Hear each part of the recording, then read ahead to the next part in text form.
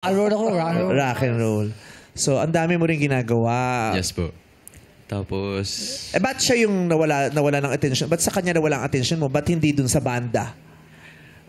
syempre student and wala rin ako nakukuha ng pera kasi ang source of income or nakukuha ng pera is yung sa baon lang sa school.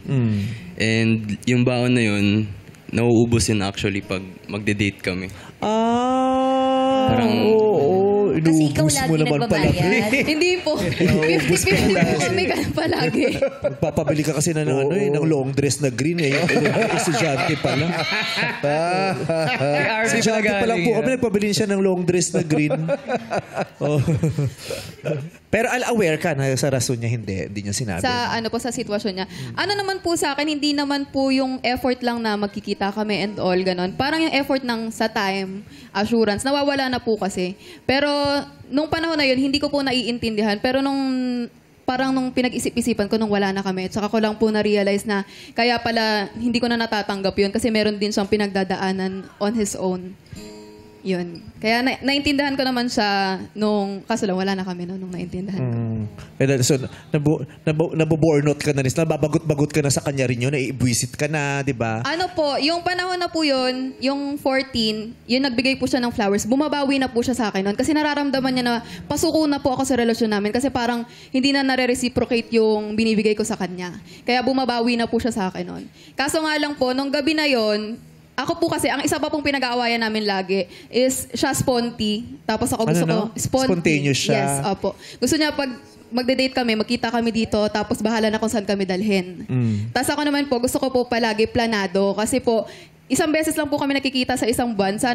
Mas gusto ko po yung, hindi na masasayang yung time sa pag-iisip lang kung saan kami pupunta. Yeah, yun yung isa sa marami yung issues. Yes, pero po. yan ba ang dahilan ng paghiwalay? Hindi. Ayun po yung ending namin. Kasi, di ba po, magde-date kami sa Ocean Park dapat.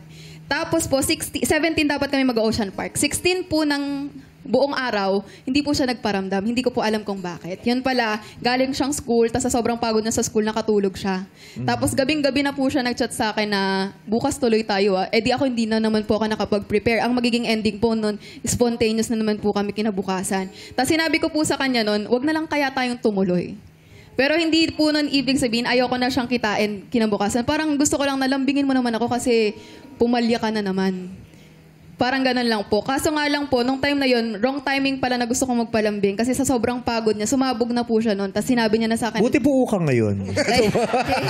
Ibang sabog. Ibig sabihin parang, yung feeling. yung sama ng loob.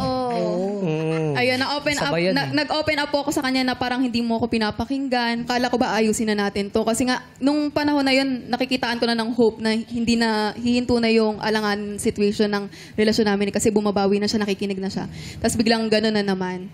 Tapos in-open up ko sa kanya yon. Tapos sa sobrang pagod niya, in-open up niya rin po yun. Tapos nagsalita na po ng hindi magaganda. Hanggang nauwi na po yung gabi na Sino yun. yung nagsalita na hindi magaganda? Kami po pareho. Like, ano yung hindi magaganda?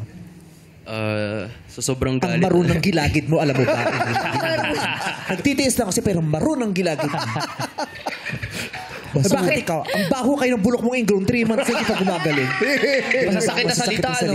Yung Teka lang, sa kayo nag-usap niyan? Sa real account o sa dummy account? Sorry. Hindi na po. At saka sino yung kausap niya? The real you or the dummy you? Tapos, ayun. Ano yung mga masasakit na salita? Murahan, ganyan? Wala naman. Hindi naman kami nagmumurahan. Ano nga? Nasumbat ko sa kanya na, paano kita papakasalan kung ganyan yung ugali mo, yung gano'n.